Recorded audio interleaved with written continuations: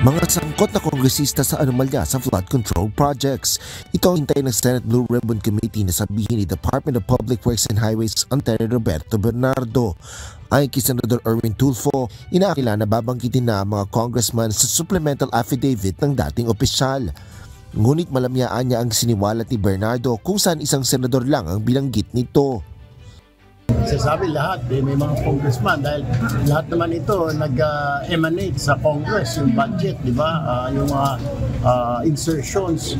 Kaya nagtataka kami, bakit wala siyang binanggit tungkol sa Congress? Nakukulangan kami, so next hearing, sasabihin at pipilitin na natin na magsabi siya. Total, nasa protective custody naman na siya ng DOJ. Ayon pa kay Senator Erwin, kung siya ang tatanungin ay nais niyang alisin muna ang interparliamentary courtesy sa pagitan ng Senado at Kamara. Ito ay para maimbitahan ng komite ang mga sangkot na kongresista sa pagdinig ng Senado. Samantala, nagulat din anya ang senador nang mapangalanan sa pagdinig ang pagkakasangkot sa anomalya ni ACT-CIS Party List Representative Eric Yap.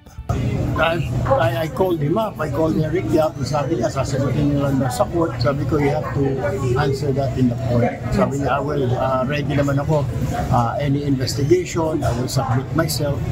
Asher Cadapan Jr., UNTV News and Rescue. Diyos ang aming sandigan, serbisyo publiko ang aming pinahalagahan.